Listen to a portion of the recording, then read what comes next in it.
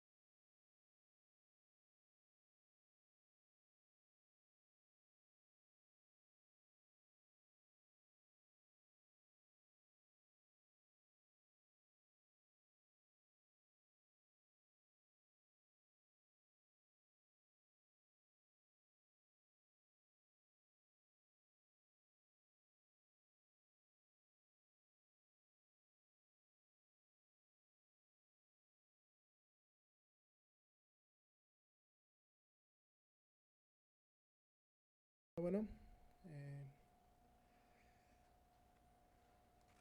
ok, bueno, pues yo creo que ya podemos ir iniciando. Eh, es para mí un gran pues, placer y también un honor presentar al doctor Noé Bárcenas, que haya aceptado nuestra invitación. Él es investigador del Centro de Ciencias Matemáticas de la UNAM. Pues comienzo por platicarles un poquito, una breve reseña de su trayectoria. El doctor Noé es egresado licenciatura en matemáticas de la Facultad de Ciencias de la UNAM. Y después consiguió una beca del CONACYT DAD para ir a hacer estudios de doctorado en Alemania.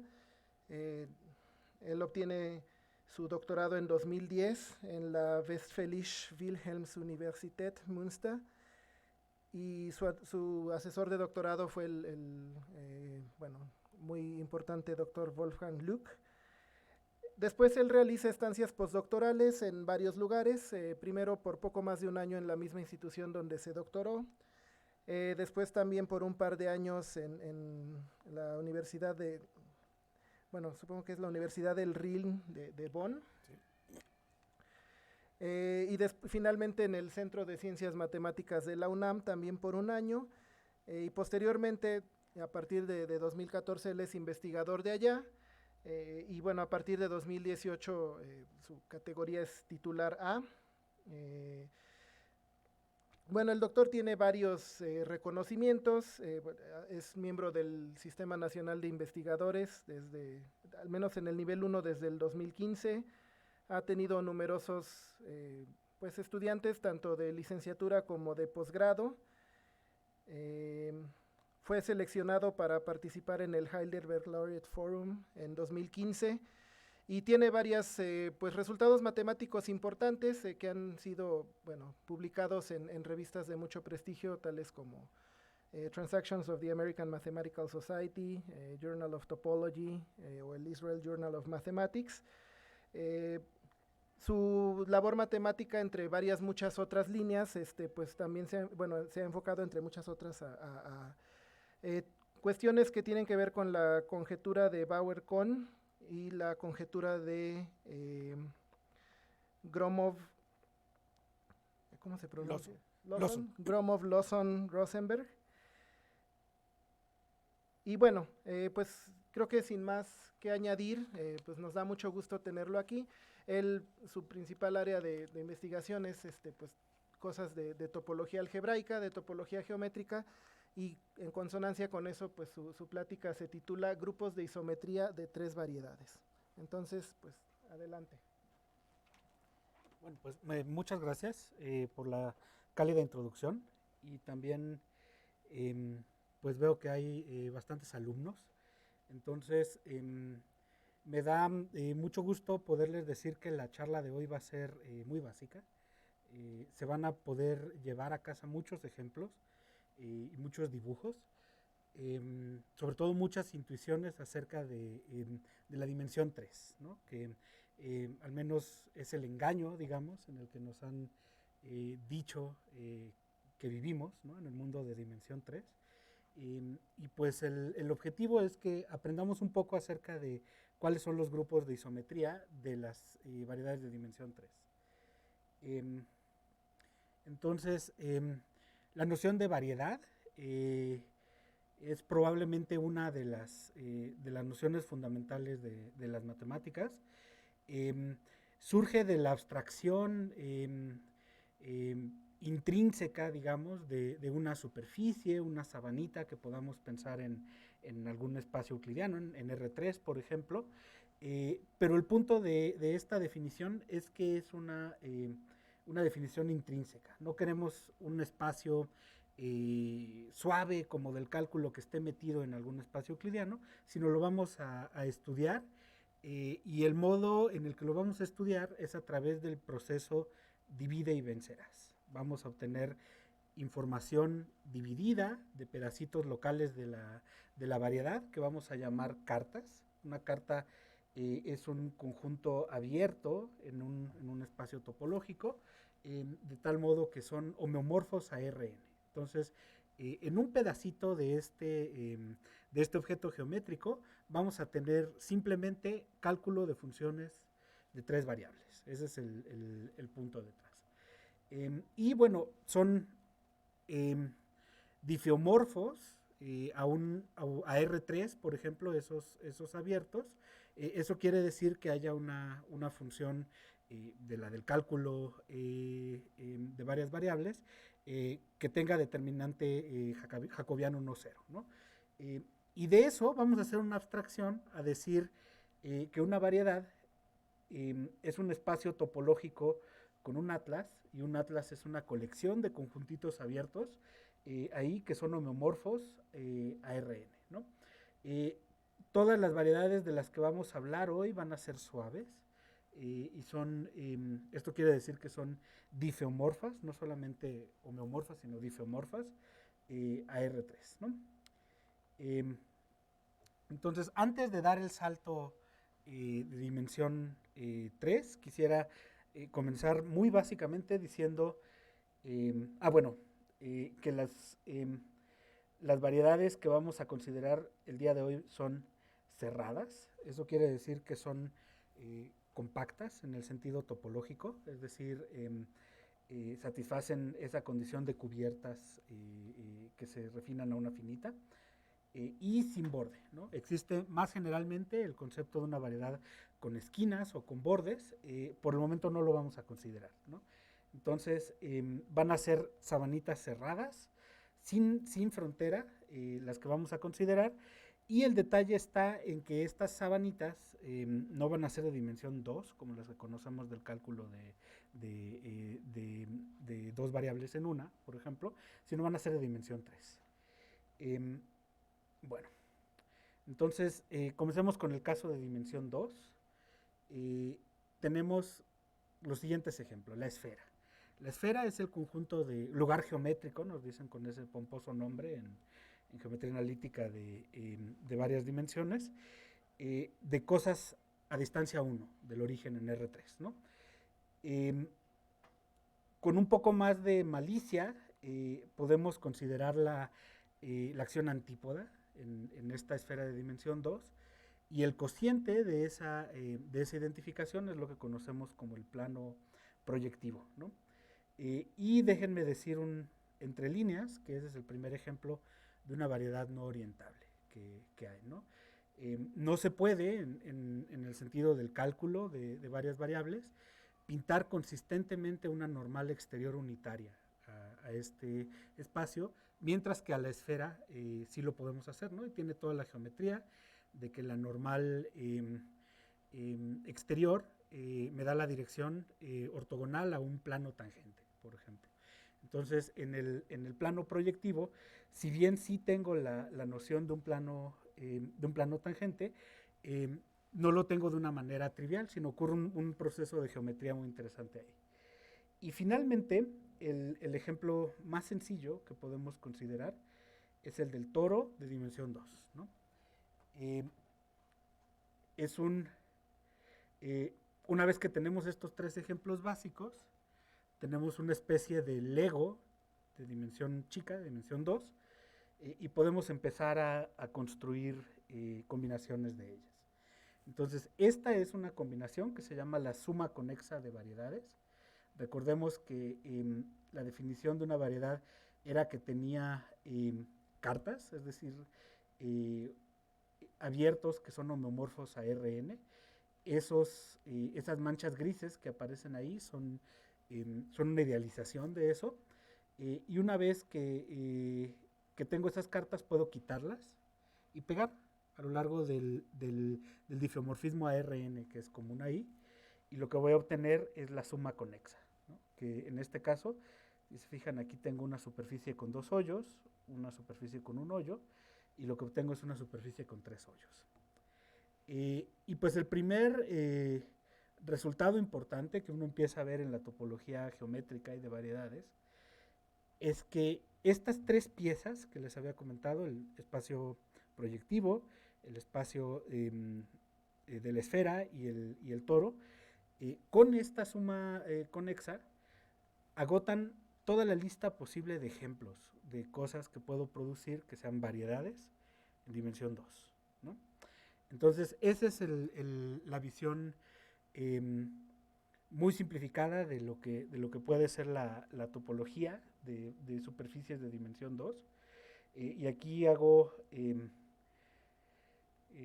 mención específica de que es en términos topológicos, ¿no? Es decir, una superficie es homeomorfa a una de estas, pero tan pronto como empecemos a buscar otras nociones, por ejemplo, el concepto clave en esta charla es el de isometría.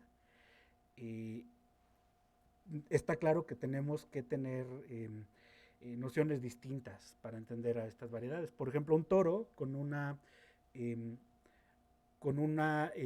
dirección excesivamente pequeña no es lo mismo que un toro que es muy simétrico, por ejemplo, que tiene todas las longitudes iguales, ¿no? Sin embargo, desde el punto de vista de la topología es lo mismo, pero cuando hable en términos métricos, y ese va a ser el punto que sigue, voy a tener necesidad de distinguirlos, ¿no? Entonces, la idea es que ahora introduzcamos precisamente este tipo de consideraciones, ¿no? Y la idea es que vamos a estudiar a las variedades, y nuestro objetivo son en realidad las de dimensión 3, pero vamos a empezar con las de dimensión 2 por términos didácticos, con lo que llamamos una geometría modelo. Entonces, intuitivamente, podemos hablar de una geometría como pues el estudio de líneas y puntos o cosas así. Vamos a precisar ese concepto de qué es lo que quiere decir una geometría modelo. Resulta que el precisar eso es una de las grandes ideas de la topología y la geometría de 3 variedades, que se llama la geometría en el sentido de Thurston, es la idea que les voy a transmitir. Pero por lo pronto déjenme ver algunos aspectos de esto. Entonces, para superficies orientables, ya vimos que los ejemplos eran la esfera, el toro y el plano proyectivo. Esos son los básicos, ¿no? Entonces, una estructura geométrica va a ser una métrica de curvatura constante. Curvatura constante, bueno, en el sentido del cálculo, por ejemplo, uno puede calcular la matriz hessiana, la matriz de segundas derivadas, y considerar los valores propios de esta matriz en un punto. Entonces, esos dos valores propios que tiene esa matriz es lo que se conoce como las curvaturas principales, y en realidad me están dando una idea en términos completamente analíticos, por el hecho de que básicamente no conmutan las parciales, y es lo que hay detrás, de cosas intrínsecas de la geometría que hay de las variedades, ¿no? O sea, es indicativo de que hay direcciones en las que se crece o decrece cuando esto no es constante, ¿no? Entonces, lo que vamos a tener aquí es una métrica de curvatura constante, que es exactamente que esas curvaturas principales que les contaba sean constantes, como funciones sobre la variedad, y van a ser específicamente plana, de curvatura 0 para el toro, hiperbólica, esto quiere decir constante -1 para las de género mayor que 2, y de curvatura positiva para la esfera y plano proyectivo. Entonces, ¿qué es lo que quiere decir que sea negativo? Básicamente, que las dos direcciones repelen localmente, y pues esto, bueno, más bien es el producto de estas. Entonces, en una dirección atrae, en una repele, tiene signos negativos. Esto es indicativo como de un punto silla, algo muy hiperbólico, se parece al hiperboloide. Algo plana quiere decir que no hay direcciones distinguidas, y de curvatura positiva quiere decir como que localmente tengo un máximo, un mínimo ahí, ¿no? Esos son como un chipote hacia arriba o hacia abajo, y pues esas son en realidad intuiciones de cosas redondas, ¿no? Como de una esfera o como de un plano proyectivo. Entonces, aquí están las 3 geometrías, y pensemos un poquito en el cálculo, pero ahora pongámosle ideas geométricas, como de triángulos, y es la clave pensar en triángulos. Entonces, sabemos de la geometría básica que en un triángulo en el plano, la suma de los ángulos internos es 2pi. En un triángulo que logremos pintar en la esfera, imagínense el siguiente triángulo, me paro en el ecuador, lanzo una geodésica hacia el polo norte y bajo por una geodésica de regreso al ecuador. Entonces, si se fijan, tengo dos ángulos ortogonales más todo lo que yo quiera haber recorrido de ángulos sobre el ecuador, ¿no? Entonces tengo un exceso de 2pi en esta construcción geométrica y pues bueno, este de veras es un gran acto de fuerza de la humanidad, porque fue Gauss el que se dio cuenta de esto, el llamado teorema egregio, es que si estoy en la esfera y pinto un triángulo geométrico, como el que les había contado,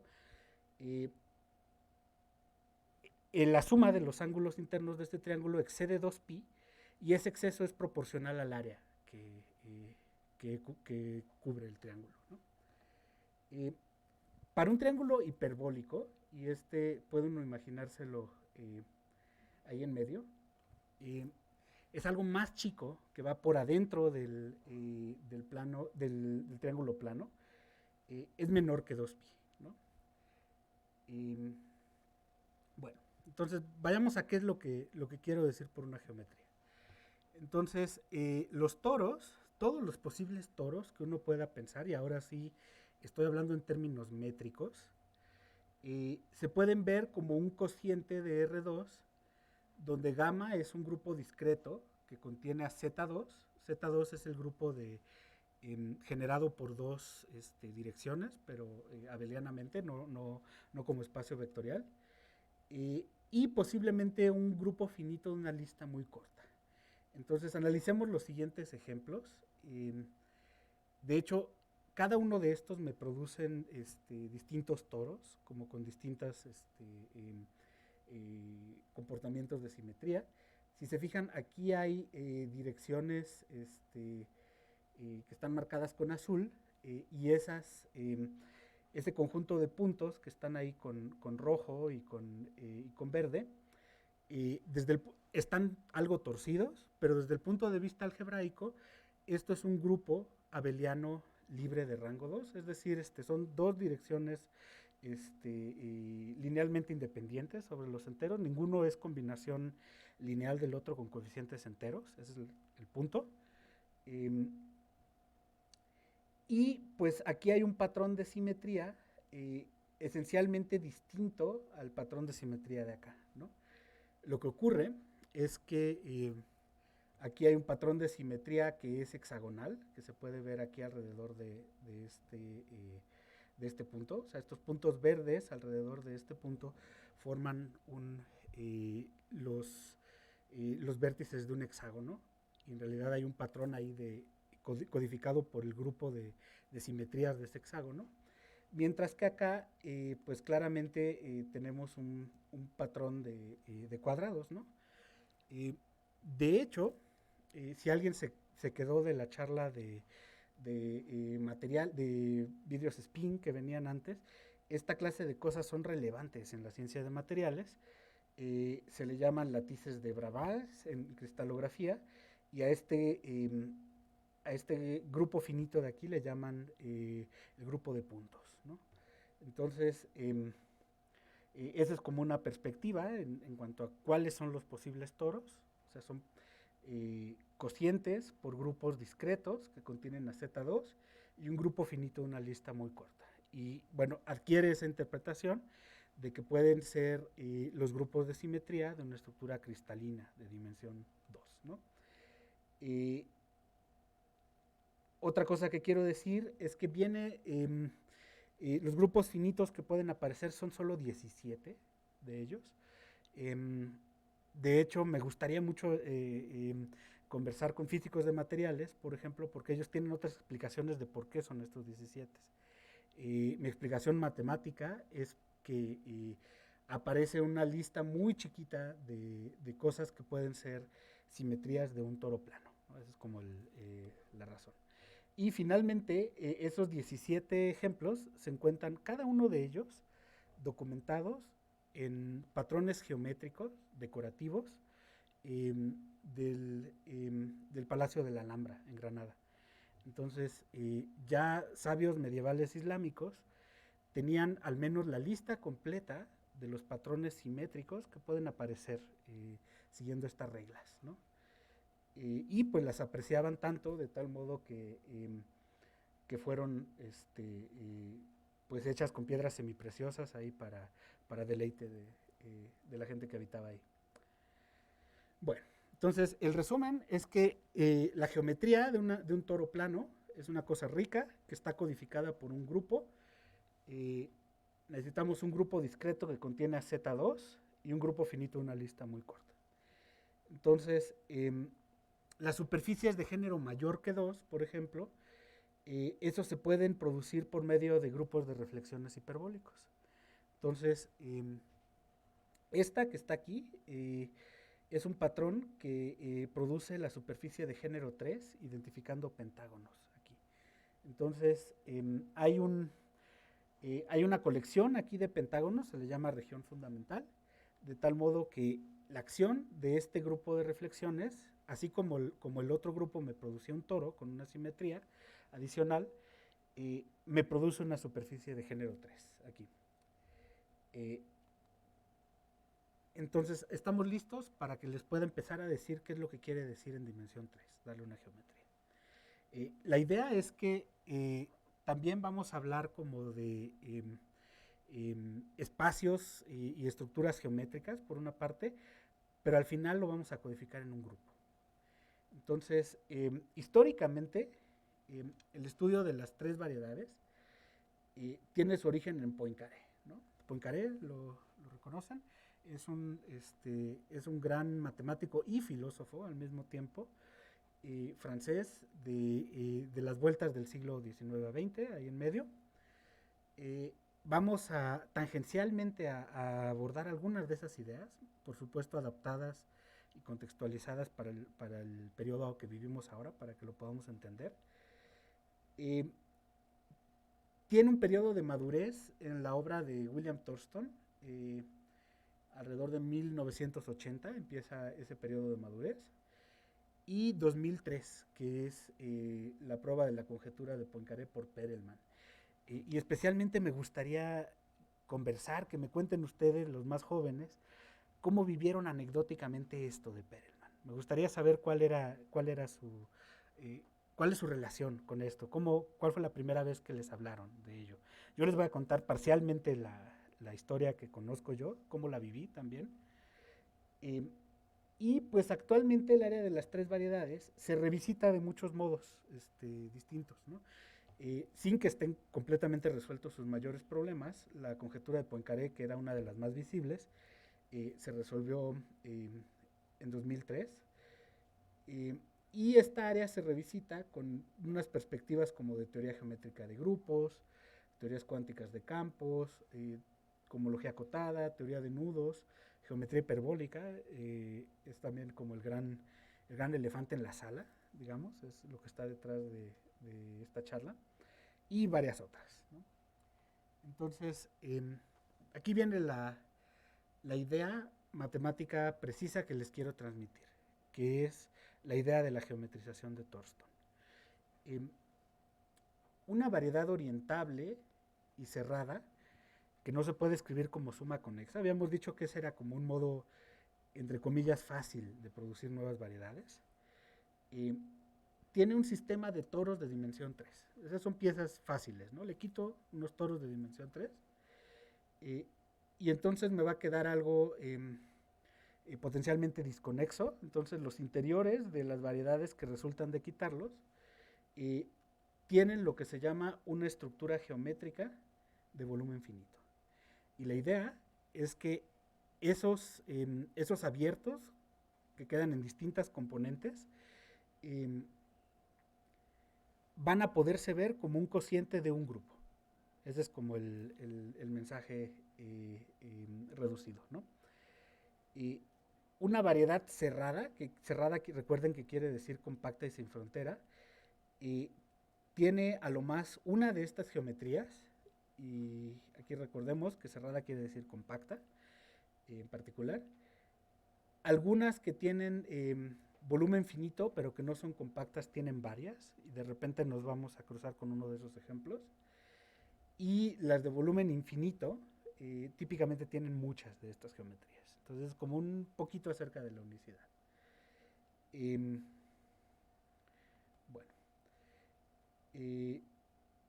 la clave es que Thurston recibió en 1982 la medalla Fields, que es el mayor reconocimiento en matemáticas, por un caso importante de la geometrización.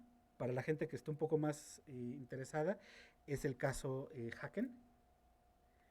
Y Perelman rechazó, iba a escribir, no recibió, pero más bien sí se le dio la medalla Fields, solo que él no la aceptó, en 2003 por el caso completo. Entonces, en realidad es un teorema muy importante de hace menos de 20 años, tenemos exactamente 19, yo creo, en estos días. Y pues es también simplemente una pieza importante de la geometría moderna, ¿no? Bueno, entonces hagamos un respiro, ¿no? Y hasta el momento hablamos de superficies, que son las variedades de dimensión 2. Vimos un poquito de qué podría decir una estructura geométrica y llegamos a la noción de grupo y acciones de grupos, que esas variedades se puedan escribir como cocientes de esas acciones de grupos.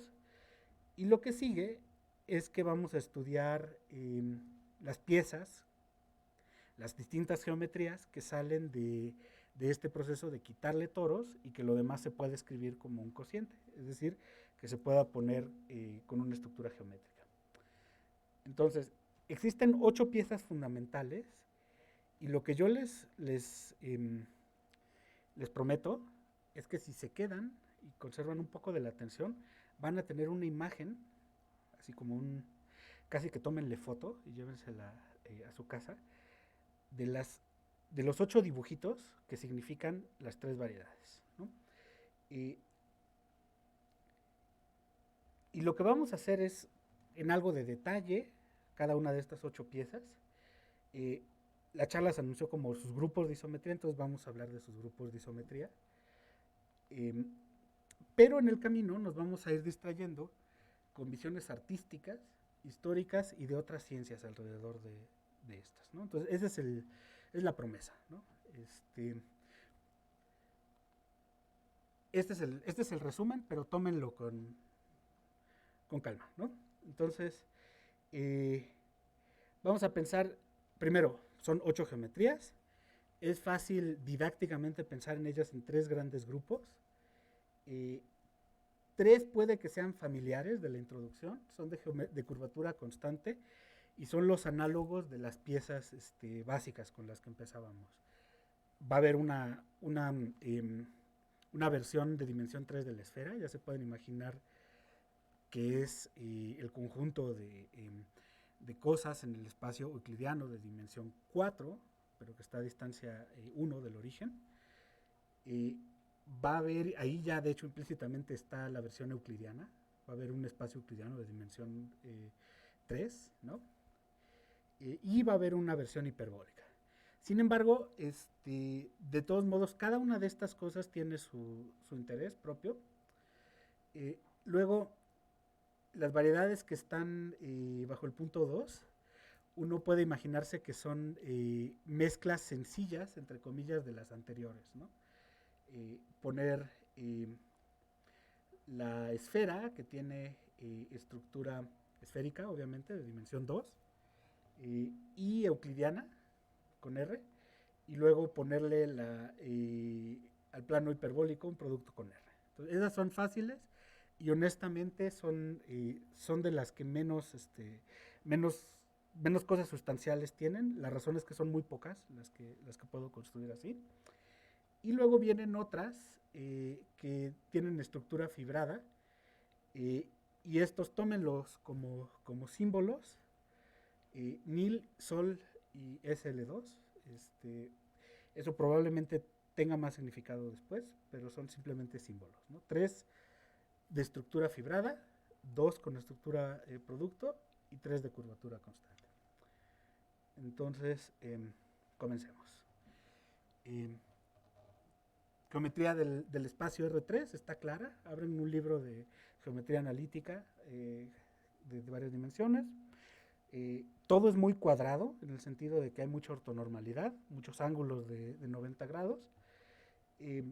Entonces, en realidad, primer lema de ese curso es que si yo tengo las traslaciones de R3 que actúan añadiendo a cada punto un vector, lo traslado, y tengo todo las 3 coordenadas para hacerlo,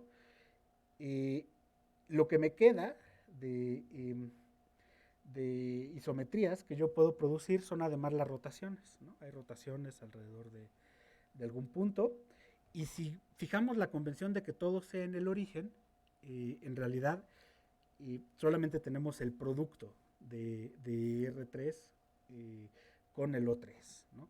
Si lo hiciéramos sin origen, tendríamos un producto semidirecto y tendríamos, por ejemplo, rotaciones alrededor de puntos externos, pero simplifiquémoslo, ¿no? Entonces, este es el grupo que vamos a considerar de la estructura geométrica.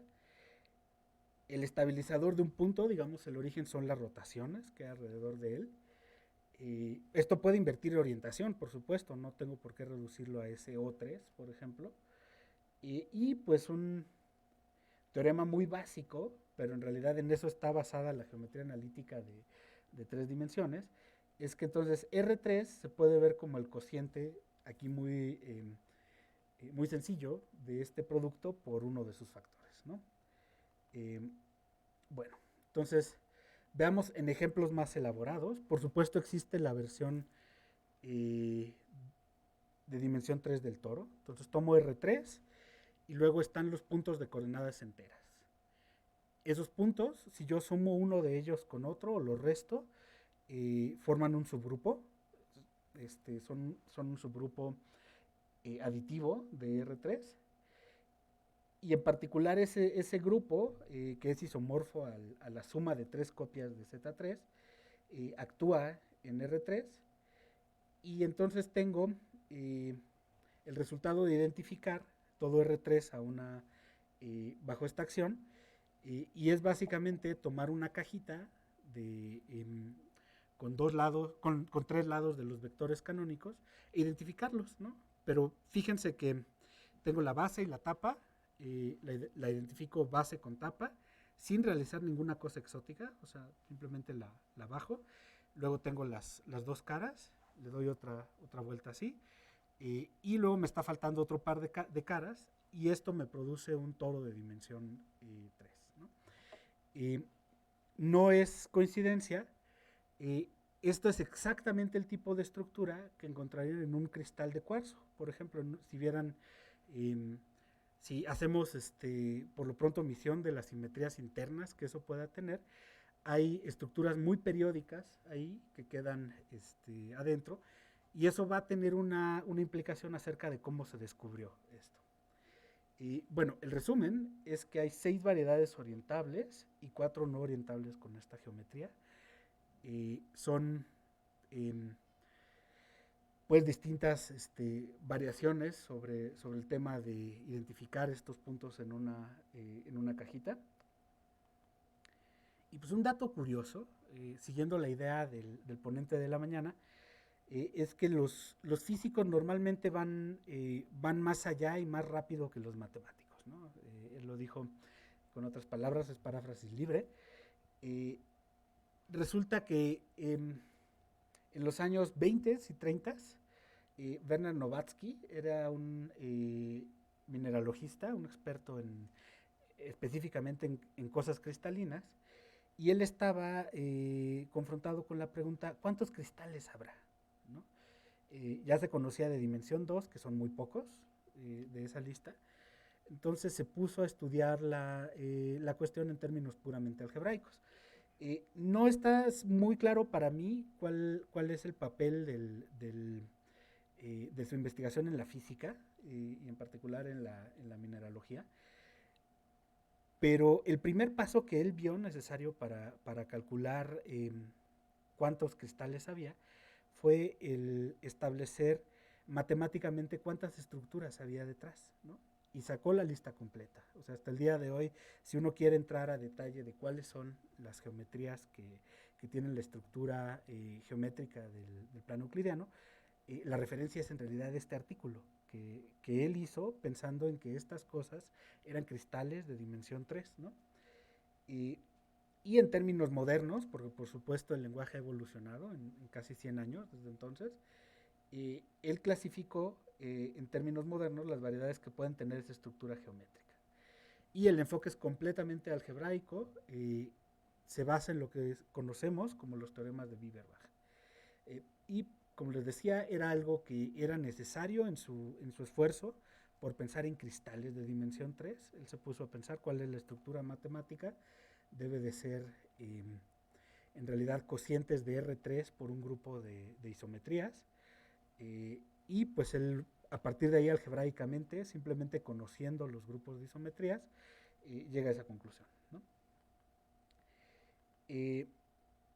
Entonces, ¿cuál es el grupo de isometrías de una de estas variedades?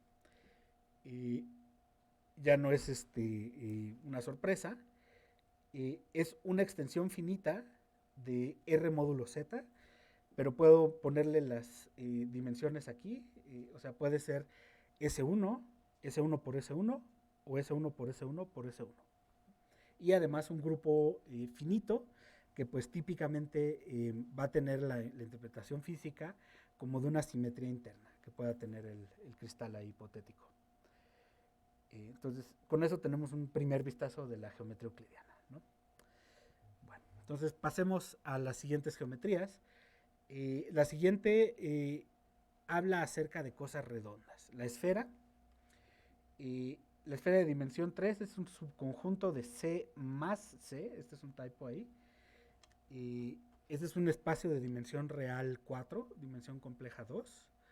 Y bueno, la esfera se puede ver también como R3 unión al infinito, con un punto al cual le añado la compactación de Alexandrov. Y para lo que sigue, porque voy a jugar un poquito con la esfera, voy a verlo como el conjunto de cosas en C más C de norma 1. ¿De acuerdo? No hay ninguna trampa aquí, solamente estoy considerando variable compleja, ¿no? Honesto, ¿no? Ahora viene el efecto de sorpresa, ¿no? Entonces, aceptaron que la esfera es es una cosa de dimensión 3 que vive en R4, entonces la puedo poner con coordenadas complejas y considerarla con esta ecuación, ¿no? Donde, por cierto, lo que aparece ahí es el módulo complejo del Mese Chance. Entonces, tiene un pedazo de la esfera que es el conjunto de las cosas, de las parejas, donde la primera coordenada es mayor o igual a la otra. ¿Ok? Este es un cierto subconjunto de la esfera. Y por cierto, si han tenido contacto con, pues en realidad con cálculo de varias variables, pueden pensar en cómo parametrizarían eso. Eso, piénsenlo un poquito en la cabeza, va a ser importante en el siguiente paso. Análogamente está la parte menor o igual, que es el conjunto de cosas donde la primera coordenada tiene es menor o igual que la segunda, todo esto en módulo. Y ahora sí viene el efecto sorpresa. S3 es unión obvia de estos subespacios, ¿no? Porque vale la tricotomía para la desigualdad, o son iguales, o son mayores o menores. Entonces, es unión de estos subespacios. Esa no es la sorpresa. La sorpresa es que la intersección es un toro de dimensión 2. Entonces, si parametrizan poniéndole coordenadas a esto de acá, van a llegar a que,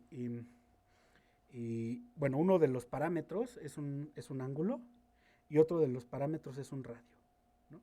Entonces, esto va a ser exactamente lo que llamaríamos un toro sólido, ¿no? O sea, un toro son 2 parámetros de ángulo y un producto de un toro con un parámetro además de radio. Eso es un toro sólido que me está diciendo si está dentro o afuera, a qué distancia. Entonces, acaban de ver la magia de la dimensión 3, que es que la esfera de dimensión 3 es una unión de 2 toros sólidos a lo largo de su frontera. Y en realidad hay una imagen muy, muy presente que tenemos que nos demuestra esto.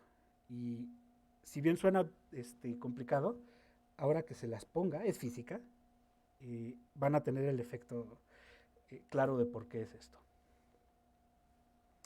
Esta es una imagen del campo magnético de la Tierra. ¿Okay? Entonces, el espacio euclidiano es R3. Les dije en uno de los subtítulos que la esfera también es R3 con un punto al infinito. Entonces, imagínense R3 con un punto al infinito. Y bueno, tengo la Tierra ahí, que es un eje de referencia importante, ahí vivimos. Entonces, está el punto al infinito, que va a estar representado por una recta que une el polo norte y el polo sur, ¿no? Y para todo R3, digamos que yo lanzo mi campo electromagnético y con eso barro el espacio de dimensión 3, y pues el campo electromagnético de la Tierra sigue estas líneas de propagación. Cada una de ellas, por cierto, es una circunferencia. A la hora que la giro me da un toro. Además tengo el radio, eso me da el toro sólido del que estaba hablando hace un momento. Y pues ahí pueden ver el patrón de los 2 toros sólidos de dimensión 3, cada uno de los lados. Digamos, el campo electromagnético que está con polo norte y el polo sur, y me está poniendo exactamente a la esfera como una intersección de 2 toros sólidos, ¿no? Entonces, esta figura, que es muy natural para la física, y me explica esta cosa tan difícil de explicarles con coordenadas y sin fórmulas, de que la esfera en realidad es la unión de 2 toros sólidos. Bueno,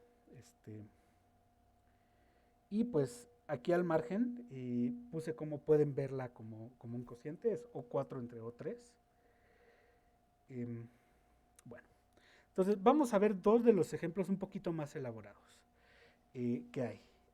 Simplemente para producir más ejemplos y que no nos quedemos con la idea de que son sencillas estas variedades, ¿no? Entonces tomemos espacios lente.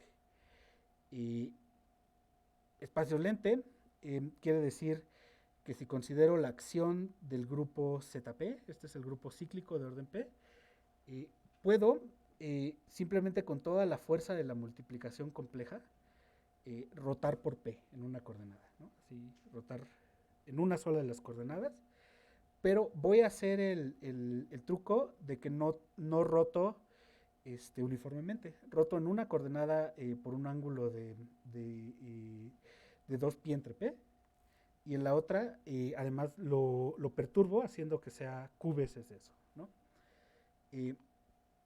Entonces, para cada P y Q, esto me da, entre comillas, obviamente, porque es un grupo de isometrías lo que está ocurriendo ahí, me da variedades con una geometría esférica.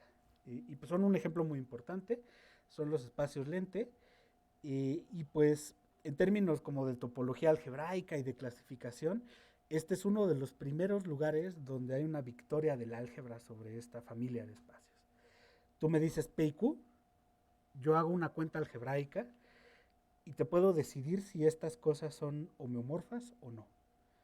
Y un poquito más general, si son del mismo tipo de homotopía. Y están completamente clasificadas desde los años 30. Aquí hay un ejemplo un poco más elaborado. Entonces tomemos un poquito de aire porque este también es contradictorio. Este dibujo que aparece ahí es un dodecaedro, ¿no? Y pues un dodecaedro es algo muy esférico, ¿no? O sea, las cosas que nos venden en la papelería, ojalá que ustedes hayan tenido todavía el privilegio de poder armar un cartón de estos de la papelería. Se se producen de identificar, pero básicamente es la esfera. Entonces tomemos ese pentágono del medio, estos pentágonos de al lado, que son como las base y tapa, y lo de atrás es lo que uno embona, ¿no? Entonces es básicamente una hoja de un dodecaedro de la papelería, solamente que está puesto en una sola, ¿no? Y es indicativo de que además vamos a hacer identificaciones en R3, o sea, no solo en R2. Y lo que vamos a hacer es que esto tiene sus 5 lados, ¿no? Aquí está 1, híjole, 1, 2 romano, 3 romano, 4 romano, 5 romano. Entonces vamos a identificar las caras de la tapa de acuerdo a una rotación cíclica de 1/10 de vuelta. Y eso está marcado aquí, ¿no? Este es 1, se identifica con 1.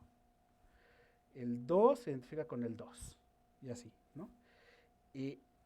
Y eso no lo vamos a hacer solamente sobre esa primera fila, sino también sobre las otras. Otra vez, y sobre la de atrás, que no estoy pintando. Entonces, lo que obtenemos es una variedad de dimensión 3. Y esta es una joyita, porque la verdad es una joya con lados de dodecaedro. Es un cociente de la esfera, S3, por una acción libre de A5. A5 es el grupo de isometrías del icosaedro. Bueno, es del icosaedro, pero es del dodecaedro también. Y varias cosas que les quiero decir. Primero, el grabado viene de una obra original de los años 30. Es del libro de Seifert y Trelfall. Se llama Libro de texto de la topología. Me fascina el modo en el que está hecho. Imagínense que algún maestro grabador se tomó la molestia de hablar con la gente que inventó este espacio o que lo formalizó. Y en una hoja de plomo, básicamente echaron un poquito de ácido, de acuerdo a estas líneas, con todo el arte que hay detrás de esto, de tal modo que queda preciso aquí para transmitírselos a ustedes en una clase o en un contexto académico, ¿no? Eso es, por principio, algo que a mí se me hace muy bonito de esto, ¿no? Hoy en día, pues, hay modos de hacerlo en TICS, por ejemplo, y probablemente sea igual de laborioso si lo quieres hacer de principio. Hay GeoGebra o no sé cuál sea su modo favorito, pero esto sí es de otra época, ¿no? El traer esto. Y esa es la primera parte. La segunda parte es que este espacio se conoce como la esfera homológica de Poincaré. Un pentágono hecho así de ese modo para identificar. Es lo que se llama la esfera homológica de Poincaré y es un contraejemplo a la versión original de la conjetura de Poincaré. Ahí estaba la contribución que les dije que iba a haber. Y es un contraejemplo, ahora diríamos en términos modernos, a la pregunta de si toda variedad con la homología de la esfera es homomorfa a la esfera. Si hay alguien que ya haya llevado algo de topología algebraica, el asunto es que esto tiene grupo fundamental, y el grupo fundamental es este grupo A5 que ocurre ahí, y esa es la razón rápida de por qué no es la esfera. Bueno, la imagen viene de aquel libro, ¿no? El grupo de isometrías, no hay nada raro aquí. Es un subgrupo cerrado de SO4 que de por sí son las simetrías de la esfera estándar. Bueno, entonces pasemos a la tercera geometría. La geometría del espacio hiperbólico pues es relevante para la teoría especial de la relatividad. El espacio hiperbólico se puede ver como ese cociente. Hay modelos para cada uno de esos espacios, el hemiplano superior, el hiperboloide, el disco, y eso ya ocurre en dimensión 2, entonces también aquí ocurre así.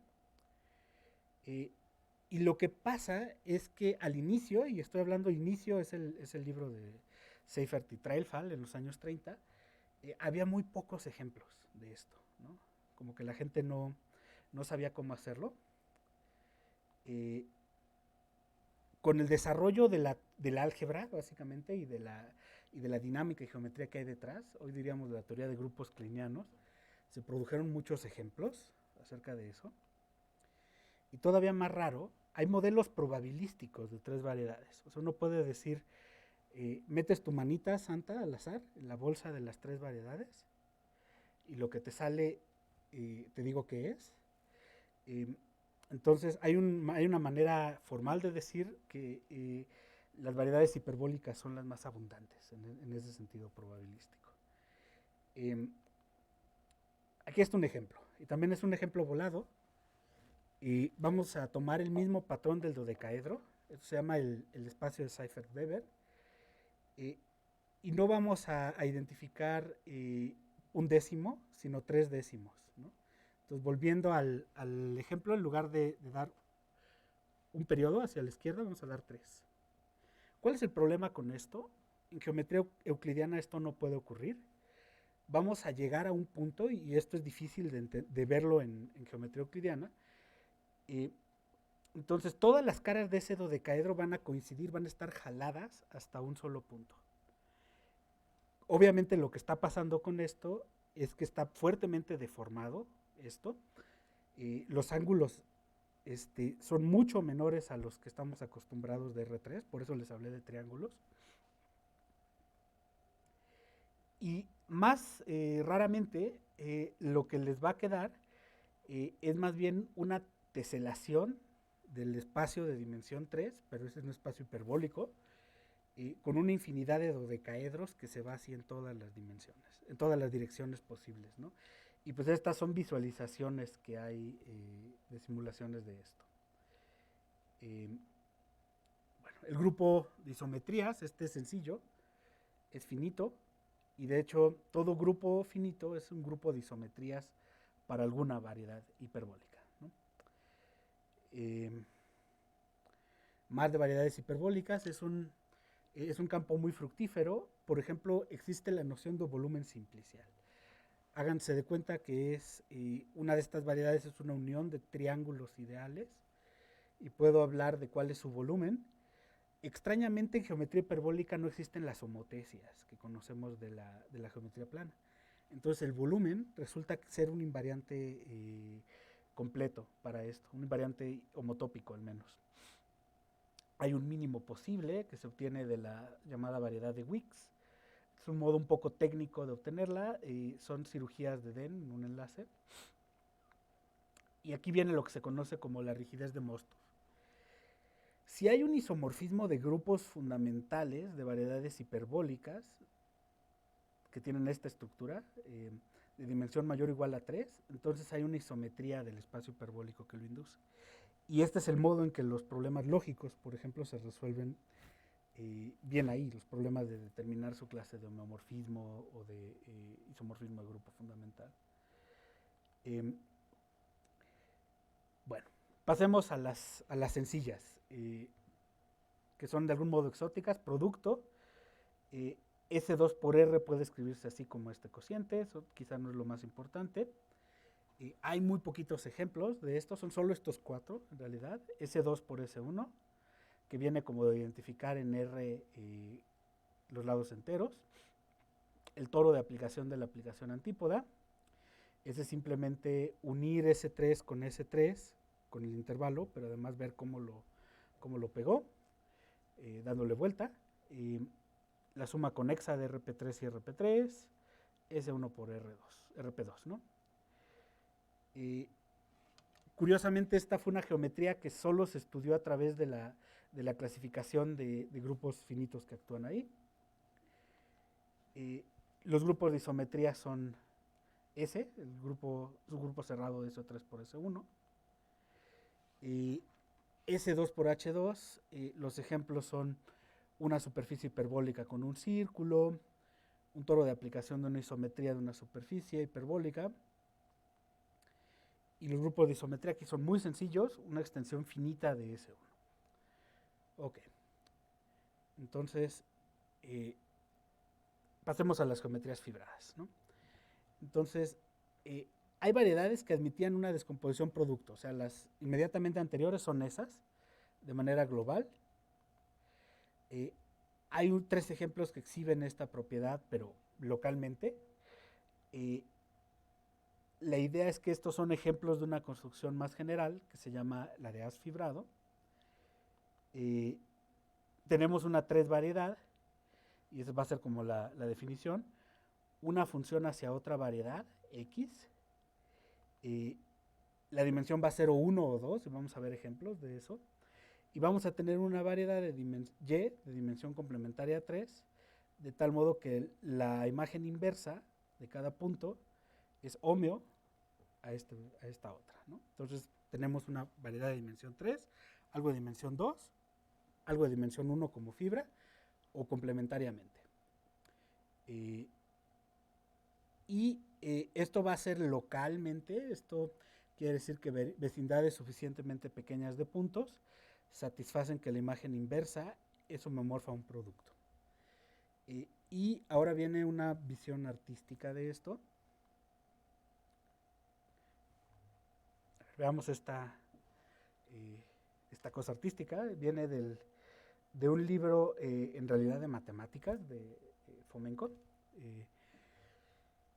Si se fijan, aquí hay unas copias de esta imagen medio oscura y medio tenebrosa de una persona enrollada en sí mismo.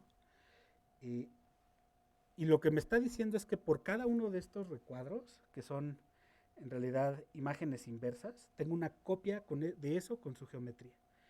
Y esto se está aplicando a un cuadrado hipotético por debajo, ¿no? Entonces este es un modo como muy artístico de entenderlo. Y también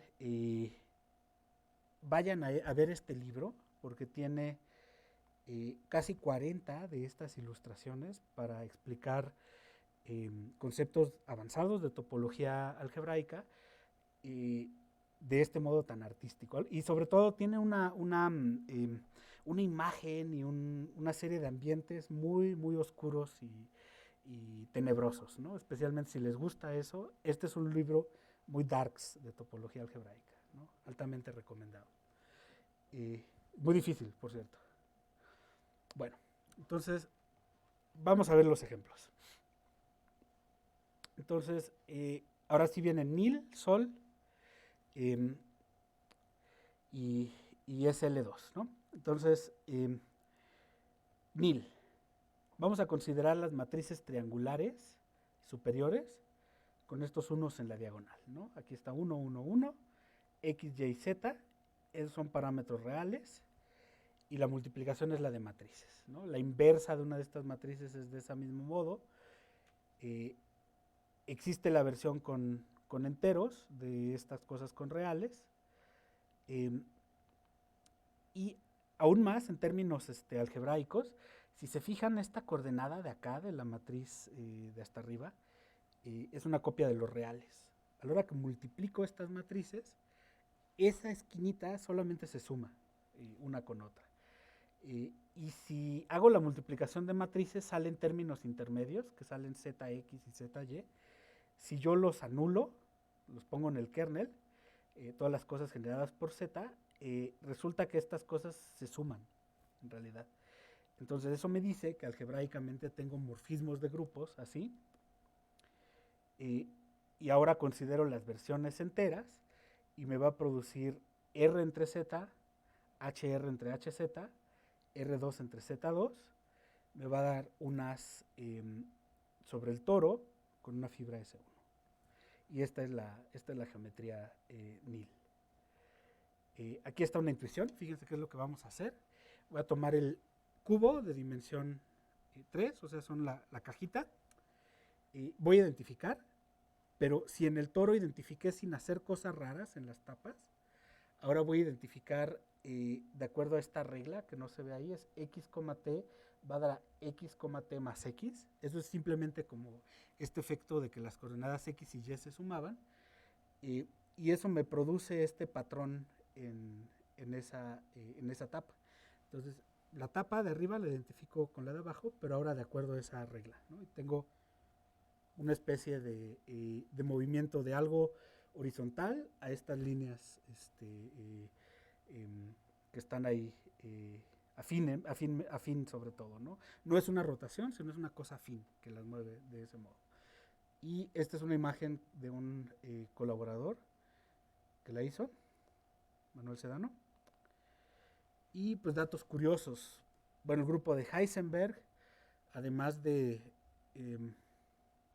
salir en la conocida serie de Netflix, no sé, y su álgebra de Lie son relevantes para la descripción de la mecánica cuántica, especialmente el teorema de Stern-von Neumann. Al mismo tiempo, los espacios homogéneos con un grupo nilpotente se consideraron primera vez por Maltsev, y la riqueza de estas siguientes dos geometrías fue apreciada más bien con dinámica en los 80. La gente empezó a pensar, ¿qué le hace esa matriz a la tapa de arriba y de abajo en términos dinámicos?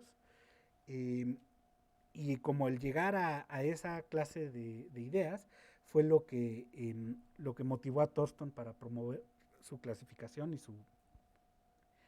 eventualmente su conjetura de geometrización. Bueno, entonces el grupo de isometrías tiene un número finito de componentes conexas, está completamente clasificado. Cada componente es un subgrupo cerrado de S1. Entonces puede ser inconexo, pero cada uno de ellos es un subgrupo cerrado de S1 que puede llegar a ser todo, pero si no es un subgrupo cerrado, ¿no? Sol. Entonces, para Sol, lo que hacemos es, este es el grupo de producto semidirecto de R2 por R, donde el generador de la recta real actúa mediante una matriz con dos valores propios reales, ¿no?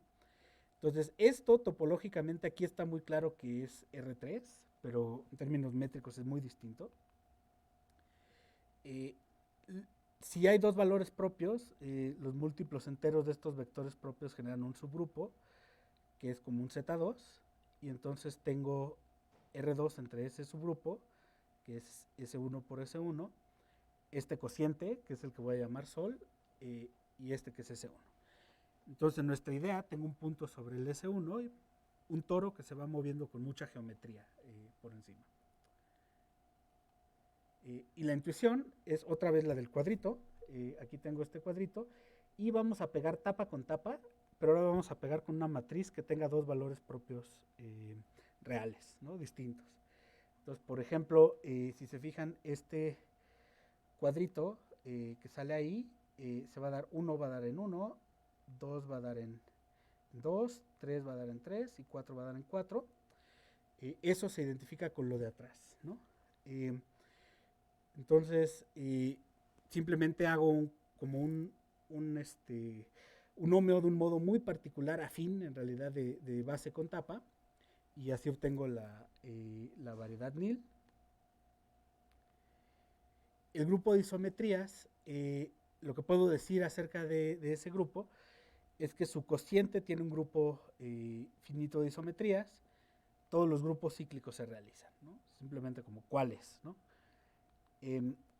Bueno, entonces vamos a hablar del último ejemplo, SL2R, y este sí es claramente exótico, ¿no?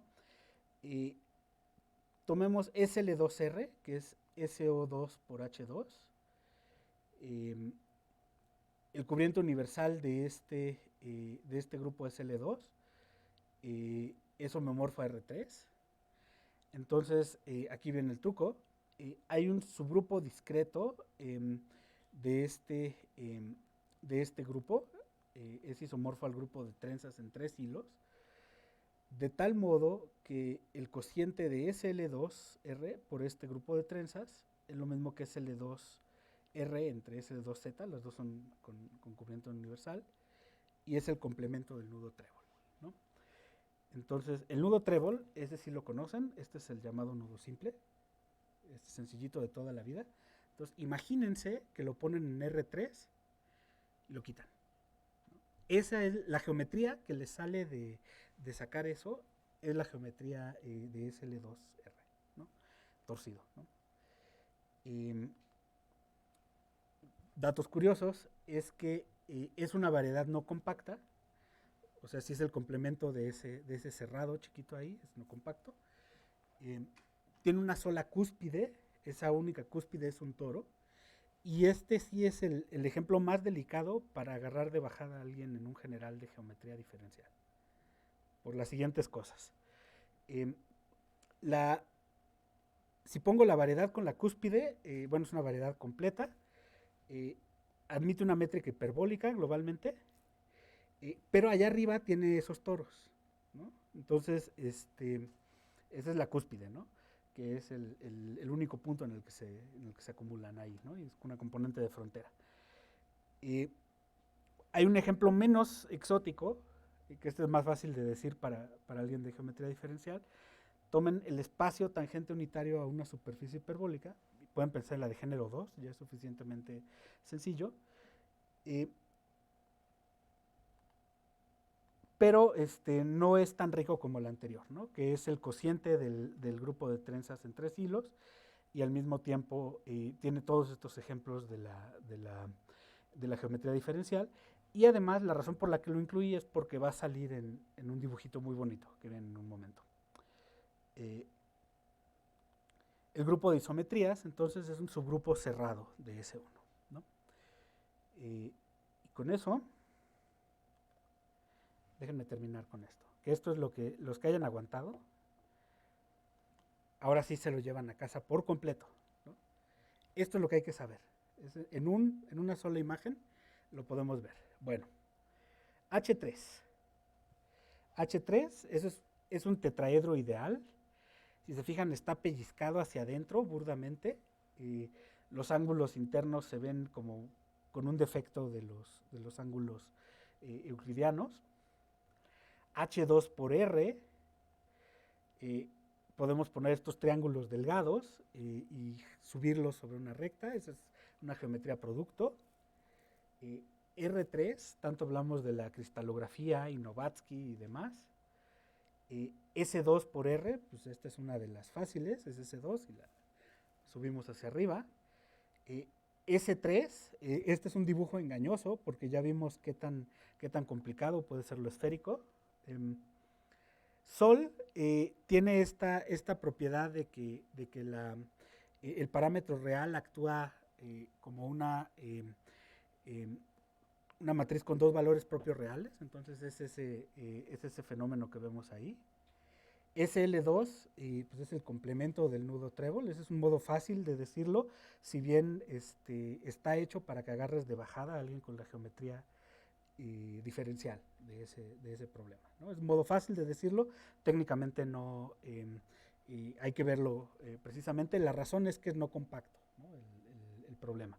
Un ejemplo más sencillo es simplemente el tangente unitario a una superficie de género 2. Y finalmente, Nil nos da esta idea de la superficie del toro, que está fibrada, y pues tiene este comportamiento geométrico que vimos como de una fibración, ¿no? Y para los que les interese un poco más, googleen esto. Una guía ilustrada del flujo de Ricci. Este es un preprint de este año, de 2022. Tiene 20 ilustraciones de esta calidad, son acuarelas la mayoría, explicando también matemáticamente y fundamentadamente qué es lo que ocurre con el flujo de Ricci y la prueba de Perelman acerca de la conjetura de Poincaré. Entonces, este es un modo como muy visual, muy geométrico de terminar. Esas son las 8 geometrías, esos son sus grupos de isometría. Yo personalmente las he usado en conexión con lo que se conoce como el programa de Zimmer, que habla acerca de latices dentro de los grupos de estas isometrías de 3 variedades. Pero pueden llevarse este dibujo de las 8 geometrías con lo que han visto como un buen resumen de la charla.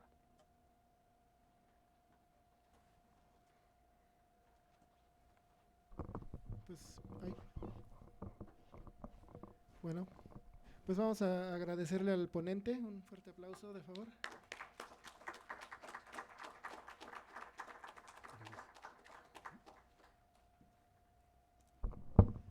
Bueno, y entonces, en caso de que haya preguntas, por favor, bueno, alzando la mano, yo aquí les doy la palabra y de favor se acercan al micrófono para que quien esté en línea así alcance a escuchar. ¿Alguien tiene alguna cuestión, pregunta, comentario? Bueno, quizá tengo yo una, que de veras me gustaría escuchar alguna respuesta de los alumnos. ¿Cómo vivieron la conjetura de Poincaré o el resultado de Perelman.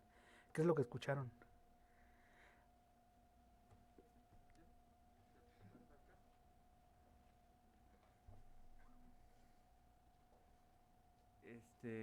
Bueno, yo lo viví como en dos etapas.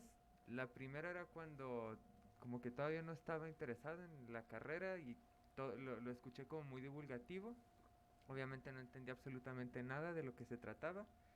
Entonces nomás fue como un dato anecdótico, ¿no? Se resolvió tal conjetura. Interesante. Pero ya después bueno, que entré a la carrera y tuve más contacto con lo complejo que puede llegar a ser todo esto, sí, pues sí tuve como una sensación bastante de asombro y luego todavía que rechazó la medalla Fields, creo, fue eh, por algo tan, digo, era un problema del milenio, ¿no? Lo que resolvió y la rechazó así como así nada. Entonces sí fue algo muy fuerte en ese entonces, pero pues sí fueron esas dos etapas. Ok. Sí, pues ahora sabes cuál es el contraejemplo original, ¿no? Y quizá lo que podría añadir es que la geometrización termina de probar esa conjetura. Ese es el punto. Ok, gracias.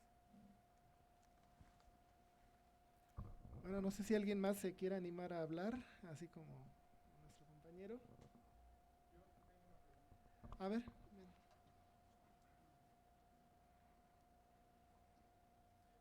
Bueno, pues mi pregunta es, mencionó que los físicos están un poquito más adelantados respecto a esto de la geometría, pero mi pregunta es qué tanto ha ayudado el hecho de que se puedan, no sé, hacer las imágenes ya por medio de computadoras, o sea, el hecho de que uno ya pueda programar, por ejemplo, obviamente en más dimensiones no, pero al menos las proyecciones sí se pueden programar.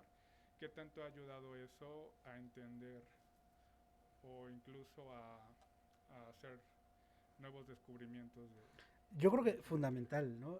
La visualización es un aspecto fundamental de las ciencias matemáticas.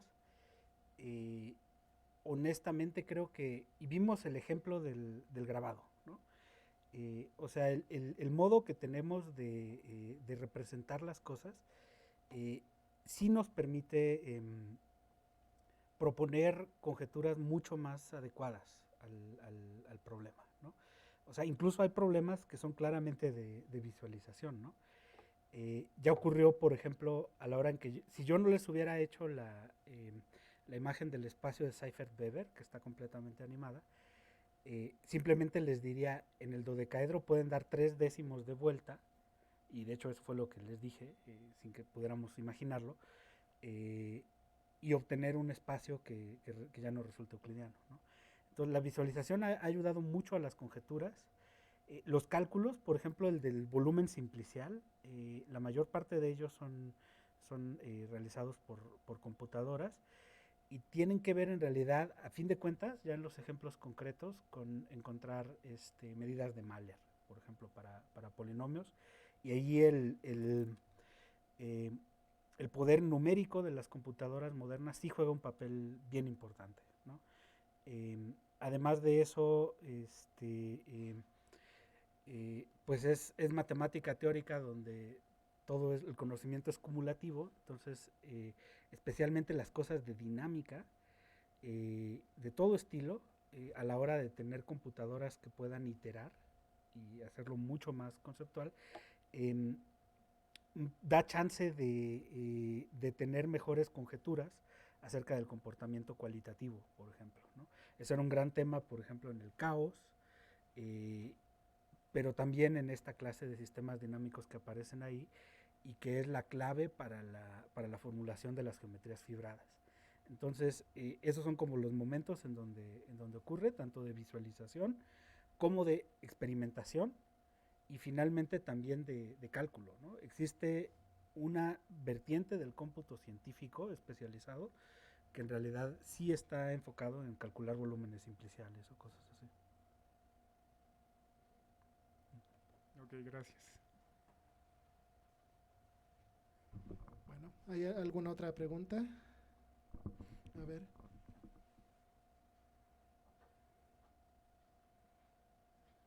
Ya nos hablaste que en dimensión 2 hay 3 geometrías, ¿no? Ujú. La esfera, el toro y el plano hiperbólico. En dimensión 3 hay 8. ¿Hay idea de algunas otras geometrías en dimensiones superiores? En dimensión 4, por ejemplo, no está claro que no la puede haber del mismo modo. Eh, Entre otras cosas, la razón de eso es la imposibilidad de resolver el problema de la palabra. O sea, si hubiera una geometrización con una lista finita, el problema de la palabra en dimensión 4 sería soluble. Pero se conocen contraejemplos, básicamente porque todo grupo finitamente presentado puede ponerse como el grupo fundamental de una 4 variedad a esta aseveración, ¿no? Entonces, esa es la razón por la que en general no va a ser tan, tan rico de decir todas, ¿no? Puedes hacer el ejercicio de decir voy a estudiar solo las geometrizables, y de hecho esa clase de cosas sí existen, ¿no? O sea, sí hay un área como de estudiar 4 variedades con estructura geométrica, y ahí sí la lista es bastante más grande, porque pensemos a alguien que tenga conocimiento de grupos de Lie, es una especie de problema inverso. Dentro de la lista de grupos de Lie reducibles, vean cuáles les producen cosas de dimensión 4, ¿no? Entonces ese es el modo en el que se aborda, ¿no? Y esas son las estructuras geométricas que puede haber. Las variedades geométricas son esas, pero está claro que hay muchas más, ¿no? Por supuesto, el estudio de variedades hiperbólicas por sí mismas sí es un área de investigación donde las herramientas son el volumen simplicial, la cohomología acotada y también conocimiento de grupos aritméticos. Eso es lo que hay específicamente de la geometría hiperbólica.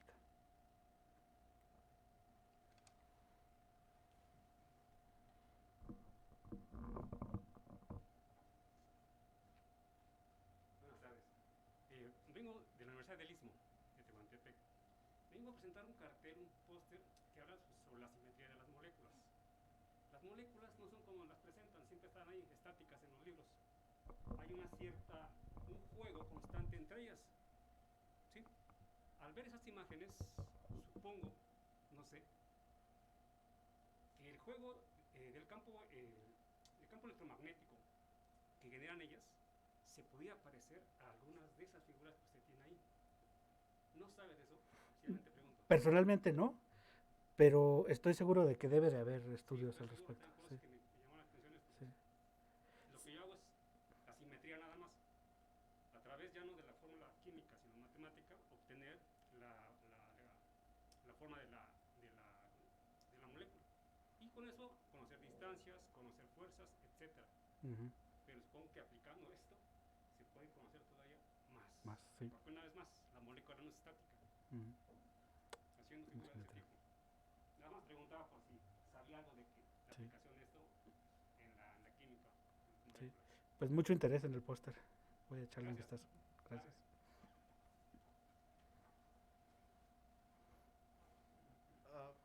¿Puedo preguntar su opinión acerca de lo de que Perelman rechazó la medalla Fields? Sí. Pues, ¿cuál es su opinión? Te puedo decir mi experiencia, digamos, cómo lo viví yo. Entonces, cuando ocurrió lo de Perelman, que fue en 2003, yo estaba llevando el primer curso de topología dentro de la Facultad de Ciencias en la UNAM. Entonces, había por un lado mucha gente que hablaba al respecto. A mí, el hecho de tomar ese curso me daba como una mínima idea de cuál era el asunto. Y con el tiempo, especialmente cuando pasaron 3 años de eso, y fue el Congreso Internacional en Madrid, me tocó ver los anuncios. Y para ese momento estaba estudiando, estaba ya empezando un posgrado en el exterior, en Alemania. Y como que comprendí que había cosas bien importantes de filosofía de la ciencia y de socialización de la ciencia. Entonces, algunos de los aspectos que eran nuevo en esa época era la divulgación de conocimiento matemático dentro del archive, ¿no? porque recordemos que la historia es que Perelman pone un manuscrito corto para el tamaño de, bueno, 2 manuscritos cortos para el tamaño del problema, y genera una discusión enorme en la comunidad matemática, donde la reacción de mucha gente inicial es que no es cierto, ¿no? Basada en que ya se había intentado, ya había habido intentos falsos de probarla, pruebas falsas también. Entonces ese es el primer aspecto sociológico. El segundo también me dio una primera prueba acerca de los conflictos éticos, que probablemente es muy importante hablar de eso, porque una de las reacciones de expertos en el área fue la de formalizar las cosas que no estaban formalizadas ahí, con un problema de atribución que llevó décadas, llevó ya ahorita casi 2 décadas de terminar de sortear, ¿no? ¿A quién le pertenecen los resultados originales? Creo que el consenso hoy en día es que sí es Perelman. En general, sin embargo, hubo muchos doctorados muy correctamente atribuidos y mucho trabajo también científico del hacer de esos sketches de pruebas una prueba matemática verificada, arbitrada y publicada, ¿no? Entonces, con el tiempo me tocó escuchar una conferencia que se hizo de ahora sí dicen los expertos de 3 variedades de que es cierta. Y finalmente, así como el último pedazo, es que el método de Perelman es el flujo de Ricci, y ve a ver eso para que sepas qué es, produce espacios singulares. Entonces, después de unos 15 años de haber pasado eso, yo empecé a hacer investigación en esos espacios singulares, a través de un postdoc que llegó conmigo, los espacios de Alexandrov. Entonces vi que detrás de todo eso había un libro completo de Burago Perelman, es el libro de esa área, con toda una especie de geometría, ¿no? Entonces, en resumen, te da un panorama muy grande de todos los aspectos sociales que también existen detrás de la creación matemática. Problemas de atribución, también decisiones personales. Perelman nunca lo ha motivado políticamente, su rechazo de la medalla Fields, pero al parecer personalmente no estaba dispuesto a lidiar con lo que vino después. Luego lo que vino después es un problema muy difícil, el de encontrar criterios éticos dentro de las comunidades científicas también. Y pues finalmente genera también ideas matemáticas que persisten. Es lo que te podría decir de mi experiencia de Perelman y de un poco de la opinión. Bueno, creo que ahora sí ya no hay tiempo, a menos que alguien tenga algo muy breve, pero de lo contrario, pues procedemos a entregarle al doctor Noé nuestro más sincero agradecimiento una vez más y un pequeño reconocimiento por su participación con esta conferencia.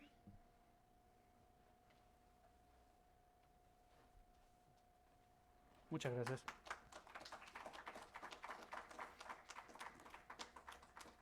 Bueno, ahí en la pantalla también, sobre todo, bueno, tanto para los que estamos acá como para los muchachos que están en línea, pues pueden ver el reconocimiento. Y bueno, sin más que hacer por ahora, pues yo creo que damos por terminado. Me permito invitarlos a la sesión de pósters que tiene lugar justo ahora. Bueno, va a empezar en 2 minutos o algo así.